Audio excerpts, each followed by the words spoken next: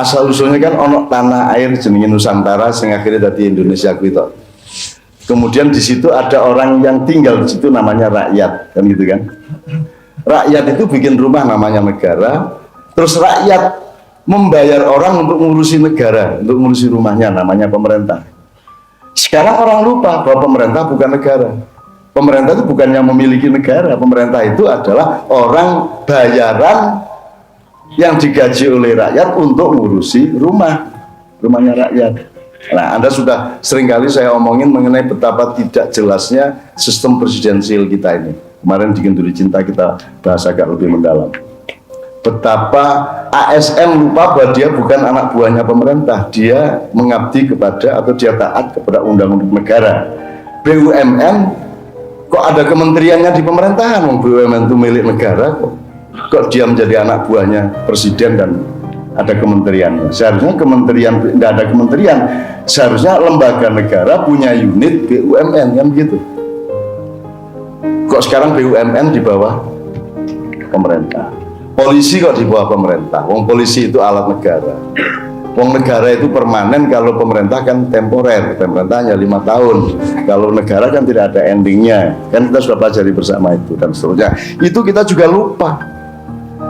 Itu juga kita tidak lengkap. Itu juga kita juga abai, salah. Kalau bahasa fikihnya ya najis. Setiap kata sudah najis. Kata Islam ya najis, khilafah najis, ulama ya najis. Najis itu maksud saya, orang tidak mikir kok asal pernah ceramah agama terus disebut ulama toh. Apalagi di Indonesia kekurangan itu dinikmati dan orang mencari keuntungan dari ketidaklengkapan itu. Bahkan itu adalah aset ekonomi, aset kapitalisme yang besar di Indonesia. Coba turnamen Republik Indonesia itu nek disebut turnamen bal-balan buat tinju ya, babak penyisian ora lulus iso mlebu final. Ya lah. Semifinal belum selesai dia sudah bertanding untuk memperebutkan emas. Boleh kok di Indonesia. Lagi wae dadi wakil gubernur sedelet loh. Saiki wis final loh. Entok kok kuwi. Itu berarti Indonesia mau berpihak kepada lupa. Berpihak kepada ketidakjelasan konstitusi atau aturan atau nizam tadi itu. Jadi wali kota urung bar, jadi gubernur lagi sedelet jadi presiden. Itu kan iki bal-balan capopo iki U19 besok harus lawan Cina Taipei besok malam, ya. Nggak bisa langsung final. Di Indonesia boleh langsung final. Loh, di Indonesia itu kena kartu merah masih boleh main kok. Jelas kena KPK masih boleh nyalek kok. Masih boleh nyalon kok, betul nggak? Sudah jelas kartu merah masih boleh. Jadi ini turnamen lupa yang luar biasa. Dan banyak sekali klausul-klausul gitu. Apalagi kalau lihat detailnya lagi piye lagi. Wasit kok melu nendang bal. Lho iki pemainnya kok do nggawa semprit dhewe-dhewe. Prit, Ratna. Prit, sopo kan gitu. Pratit piye to iki? Dan ternyata turnamen itu dimiliki oleh salah satu klub. Oleh perusahaan yang membiayai salah satu klub, sehingga seluruh pertandingan itu diupayakan direkayasa supaya yang menang adalah klub milik dia yang membiayai turnamen, kan itu. Nah, klubnya namanya Sembilan Naga.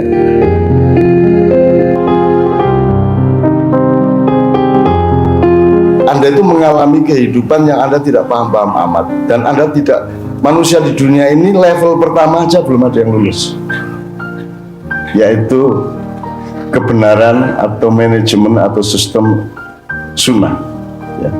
Hakus sunnah, nidhamus sunnah. Yang kedua, nidhamul qudrah. Iki aku dhewe ya, kirana bukune ning ndi ya. Nek takon dari mana kitabnya, dari Mbah Nun tanggal 17 Mei toh. Gitu. Dicatat dulu aja. Nidhamus sunnah atau hakus sunnah, ya. Kemudian kedua, nidhamul qudrah, pakai manekis atau tidak monggo. Kemudian nidhamul karamah. Yang keempat, nidhamus syafa'ah. Dan yang kelima, hakku atau nidhamut tajaliyah. Jadi ini Anda punya 5 kemungkinan dalam hidup ini, tapi Anda hanya diajari pada level pertama, dan itu aja kita masih punya kasus besar, punya masalah besar seperti yang Mas Tanto sebut tadi. Tema kita lupa. Lupa itu hanya pada level pertama. Sunnah itu artinya gini loh. Sunnah itu yang baku yang Allah bikin, ya. Sunnatullah. Jadi yang baku yang Allah bikin, bahwa angin berembus ke tempat yang lebih kosong, bahwa air mengalir ke tempat yang lebih rendah, bahwa semua taat kepada gravitasi, bahwa bumi ini ada struktur yang pakai lempengan-lempengan, dan ada saat-saat di mana lempengan itu mencoba menggerak-gerakkan dirinya untuk mencari keseimbangan baru, kemudian berakibat pada gempa. Jadi manusia itu untuk ngurusi sunnatullah saja belum lulus. Maka Pak Tanto menciptakan bedanya rumah modern dengan rumah tradisional di suku-suku dulu dan seterusnya. Termasuk tadi lupa mengenai yang disebut Mas Tanto yang pertama tadi, mengenai sejarah. Jadi begitu banyak kita lupa. Kita sebenarnya lupa sama Islam. Karena yang kita maksud Islam itu belum tentu Islam. Itu berarti kan potensi lupa, ngerti ra? Wis nek kowe kadang lali bahwa apa ibumu, apa adimu, apa tonggomu itu kadang-kadang kamu tidak lengkap ingatanmu tentang dia. Itu namanya juga satu potensi lupa. Jadi lupa itu macam-macam. Iso lali pleng total, iso lali sebagian, bisa berupa ketidaklengkapan. Ya. Sok-sok sembayang we lali Gusti Allah, ya ra? Kowe mangan ya lali nek sego beras. Tahu kelingan? Lara kelingan kok kowe. Lara kelingan. Berarti kita tuh tidak pernah tidak lupa. Makanya al-insanu makhlukun nisyan wal khata'. Ya. Nisyan dan insan itu satu famili. Kowe duwe bojo, kowe turu karo bojomu lali kok nek. Kuwi dudu gaenanmu dhewe.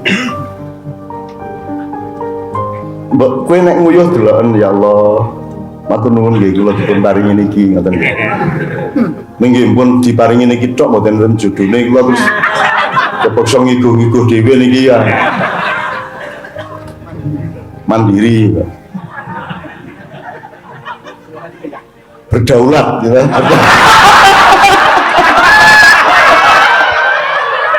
Otonomi. Sesuk anu tak berdaulat aku. Karo dhewe mbayangke sapa kedaulatanku rasa macam-macam kowe. Ana sawe tok sombong karo kowe, kandhane visiono kowe tak daulat to ya. Piye maksudnya daulat? Tak bayangke kowe. Nah, jadi teman sekalian, dalam jangka panjang, mudah-mudahan dalam beberapa makian, saya akan coba cicil satu persatu. Sekarang yang sunnah aja belum beres. Sekarang ini orang kehilangan pemaknaan yang lengkap mengenai hampir setiap kata. Kata negara salah, salah itu berarti lupa. Pemerintah, tadi saya bilang sama Syekh ya, sama dalang kita, saya bikin struktur kayak gini. Kan ada Pancasila, ada pilar negara segala macam, saya bikin baru. Jadi sebenarnya asal usulnya kan ono tanah air jenenge Nusantara sing akhirnya dari Indonesia gitu. Kemudian di situ ada orang yang tinggal di situ namanya rakyat, kan gitu kan.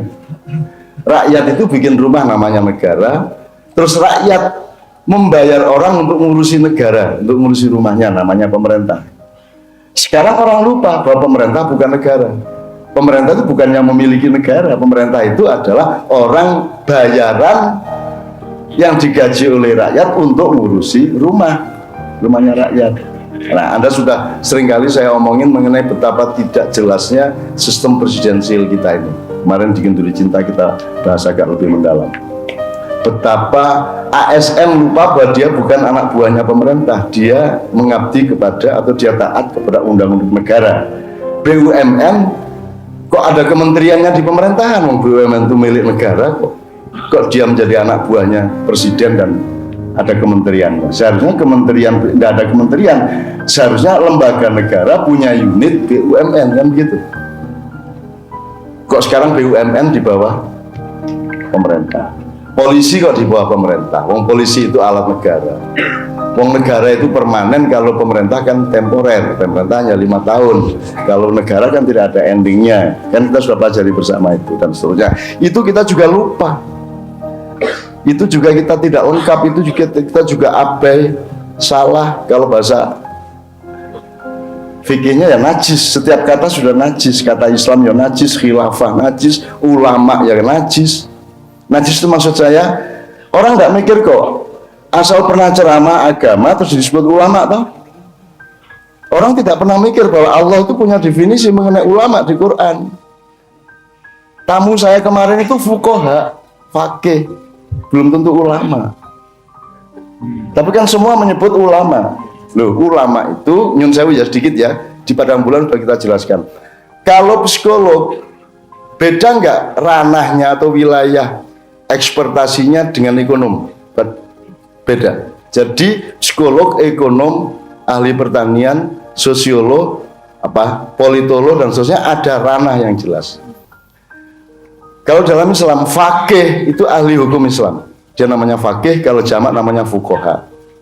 Lahirlah MUI, lahirlah Majelis Taklim, Majelis Tarjih, lahirlah Basul Masail.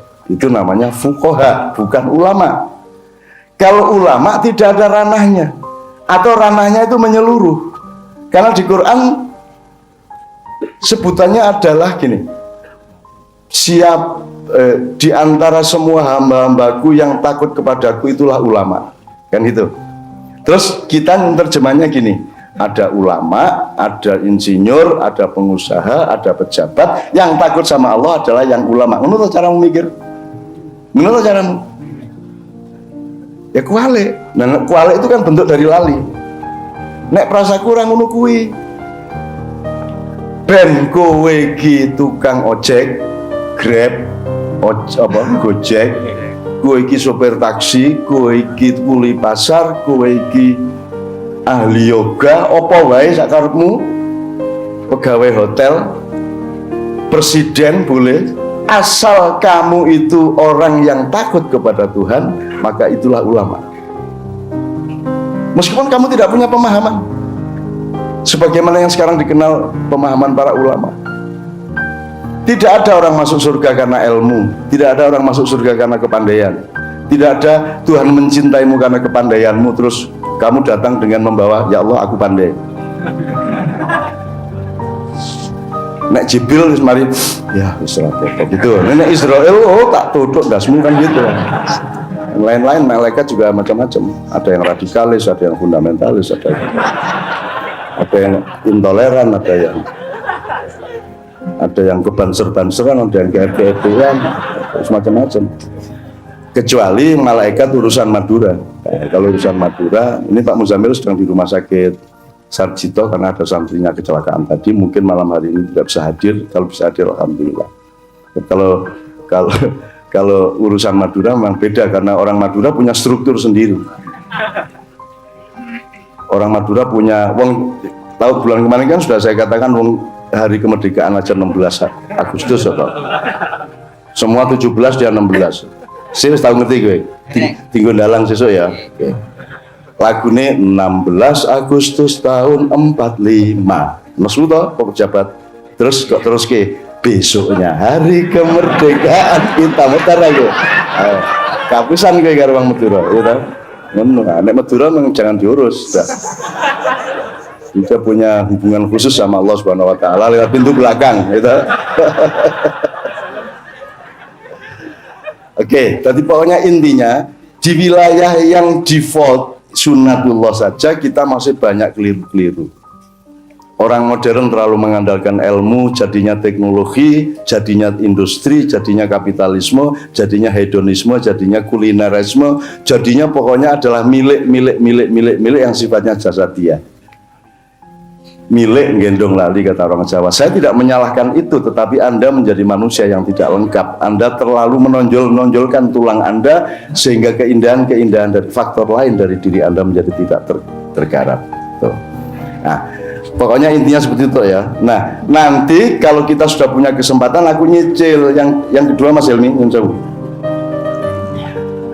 sebenarnya Anda sudah mengalami semuanya tadi. Kalau Anda bermakyah, Anda pengalamannya akan sudah naik 2, 3, 4, 5. Yang kedua tadi apa? Nizamul Qudra. Nizamul Qudra. Kapan nanti saya jelaskan. Yang ketiga Nizamul Karomah. Ini peristiwanya bisa agak sama tapi klausulnya berbeda, subjeknya berbeda, dan hubungan transaksionalnya berbeda. Kemudian yang keempat Nizamul Syafa'ah. Syafa'ah ini ahlinya adalah Anda sebenarnya, dan Anda mengalami itu gitu ya. Yang terakhir Nizamul Tajaliyah. Tajaliyah itu artinya Anda betul-betul, ya singkat katanya tuh, semua yang Anda lakukan sebenarnya adalah Tuhan yang melakukan, jelas ya. Kamu hanya alatnya Tuhan. Nah, kira-kira seperti itu. Ya. Jadi ngopo-ngopo itu tetap kuwi karepe Gusti Allah panjenengan. Kuwi koyo persis koyo manuk, persis koyo suket, persis koyo wit-witan, persis koyo angin. Karena angin udara itu tidak berlaku selain seperti yang persis dikehendaki oleh Allah. Ya malu mayu marun, itu yang terakhir. Jadi nizamut tajalliyah. Tapi itu pelan-pelan ya, kita pembelajarannya bisa 3-4 kali ya. Tapi malam hari ini kita khususkan pembenahan wilayah pertama atau level pertama, yaitu sunnah. Defaultnya hidup itu bagaimana. Nah, terus kita ternyata masih punya banyak kekurangan. Apalagi di Indonesia, kekurangan itu dinikmati. Dan orang mencari keuntungan dari ketidaklengkapan itu. Bahkan itu adalah aset ekonomi, aset kapitalisme yang besar di Indonesia. Coba turnamen Republik Indonesia itu, nek disebut turnamen bal-balan atau tinju ngono ya. Babak penyisian ora lulus iso mlebu final loh. Ya lah. Semifinal belum selesai dia sudah bertanding untuk memperebutkan emas. Boleh kok di Indonesia. Lagi wae dadi wakil gubernur sedelet loh. Saiki wis final loh. Entok kok kuwi. Itu berarti Indonesia mau berpihak kepada lupa. Berpihak kepada ketidakjelasan konstitusi atau aturan atau nizam tadi itu. Dadi wali kota urung bar dadi gubernur. Dadi gubernur lagi sedelet dadi presiden. Itu kan iki bal-balan capopo iki U19 besok harus lawan Cina Taipei besok malam ya. Nggak bisa langsung final. Di Indonesia boleh langsung final loh. Di Indonesia itu kena kartu merah masih boleh main kok. Jelas kena KPK masih boleh nyalek kok. Masih boleh nyalon kok, betul nggak? Sudah jelas kartu merah masih boleh. Jadi ini turnamen lupa yang luar biasa. Dan banyak sekali klausul-klausul gitu. Apalagi kalau lihat detailnya lagi, wasit kok melu nendang bal. Lho iki pemainnya kok do nggawa semprit dhewe-dhewe. Prit, Ratna. Prit, sopo kan gitu. Prit piye to iki? Dan ternyata turnamen itu dimiliki oleh salah satu klub. Oleh perusahaan yang membiayai salah satu klub, sehingga seluruh pertandingan itu diupayakan direkayasa supaya yang menang adalah klub milik dia yang membiayai turnamen kan itu. Nah klubnya namanya Sembilan Naga. Kira-kira seperti itu ya teman sekalian ya. Jadi ini turnamen lupa. Nah, sekarang Pak Dalang monggo, kapan-kapan kita menaik dari, kalau Anda tidak bisa menemukan satu sistem besar di sunnah tadi, di sunnatullah yang level pertama, maka Anda punya peluang untuk mencari kudroh. Anda punya peluang untuk naik, syukur mendapatkan karomah dari Allah, masuk ke rongga di mana ada karomah Allah. Itu dengan lelaku pribadi yang luar biasa beratnya. Disitulah para aulia, disitulah Imam Lapeo di Mandar, disitulah Syekhona Khalil di Bangkalan, ya disitulah Syekh Yusuf dari Mandar sampai ke Afrika Selatan dan seterusnya. Nah, kita pelan-pelan. Menurut saya Anda tidak perlu belajar dengan taraf-taraf yang daki-daki orang. Angger kowe ngerti limo kuwi, Anda bisa menempuhnya sendiri dan mudah-mudahan Allah ngijabahi. Jadi uripmu tetap mendapat kemudahan-kemudahan yang di luar perhitunganmu sendiri dan tidak bisa dihitung oleh manusia. Kudune loro ora loro iso, ya. Ya kudune ora mana iso mana. Iso ora? Utawa nek kowe ora disenengi kudune mana ora mana. Kowe ming SMS lho kok meteng iso wae to ya. Gara-gara anu tadi. Syafa'ah atau karomah tadi. Wow, di WA iso meteng. Mbak Nia itu, vokalis Kiai Kanjeng itu punya anak 3 itu selalu laporan ke saya kalau anaknya lahir, Cak, kalau hamil bilang sama saya, Cak, nyun sewu mboten nyejoy kula meteng ngene iku. Meteng kok ora nyejoy piye? Maksudmu ora nyejo nggih mboten nyejo. Dadi ngoten mawon. Oh. Terus kowe njaluk ya Allah, berilah aku kesempatan untuk orang nyejo sebanyak-banyaknya kan gitu untuk para jomblo. Oke ya, dari sini supaya ada situasi Mas Santo, frame-nya sudah jelas ya. Kita sedang mencari peningkatan kualitas dan daya negosiasi terhadap hidup dan Allah secara pelan-pelan untuk meningkat, sehingga Anda tidak terlalu pusing oleh masalah-masalah kecil seperti pilpres. Anda tidak pusing oleh masalah-masalah garis, bahkan tidak pusing oleh masalah bidang, bahkan tidak pusing oleh masalah bangunan, karena adalah manusia yang berpikir ruang. Anda berpikir gelembung besar yang tajalliyah tadi itu. Mudah-mudahan setiap yang Anda alami sebenarnya adalah tajallullah atau tajalliyatullah, ya. Itu adalah tajallinya Allah. Allah sendiri menjelma pada dirimu. Saya pernah bilang sama Romai Rama, kalau Anda main gitar itu saya tahu yang main gitar bukan Anda tapi Allah, kan? Seneng banget dia, seneng. Terus dia naik keliru, Allah kok keliru ya?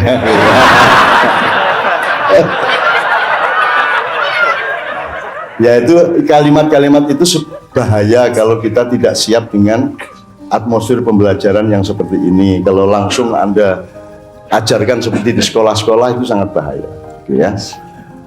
Nanti ini Mas Brad ini juga saya mohon nanti mengemukakan apa yang dimaukan kepada saya.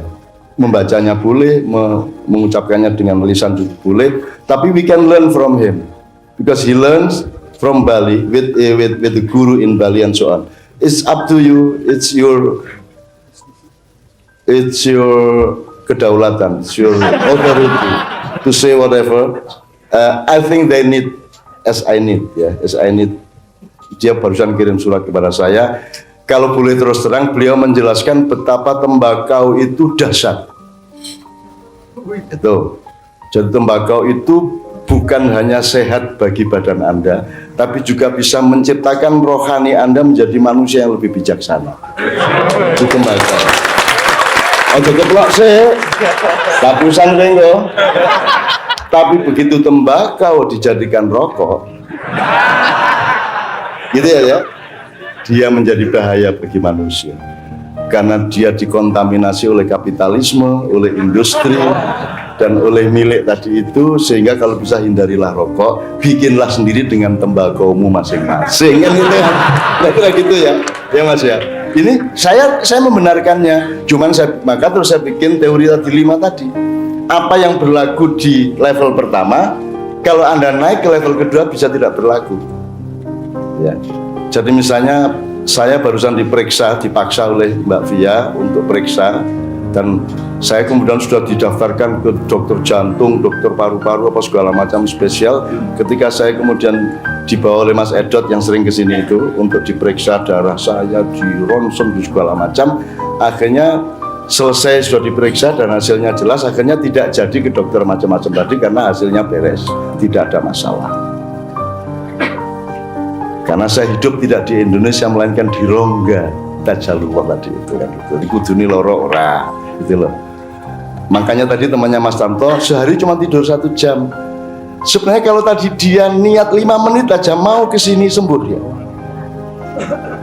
Loh, semua orang yang sakit ke sini, kowe teko aku kesel to nyambut gawe sedina, gitu. Tekan kene kowe sehat to nganti esuk. Begitu bali lu seger meneh gitu loh. Gitu. Mestinya tadi datang aja ke sini, tidur di dalam sebentar enggak apa-apa, tapi begitu sampai sini insya Allah sembuh. Karena saya sakit kayak apapun, begitu masuk Ma'iyahan, semua bisa saya tawar. Bisa saya tawar, batuk jadi enggak batuk, gitu. Seharusnya serak enggak serak, seharusnya capek enggak capek. Jam 3 pagi nanti bahkan saya lebih sehat daripada sekarang ini. Kenapa? Karena kita hidup di rongga, di di antara 2, 3, 4, 5 tadi itu. Kira-kira seperti itu ya, oke.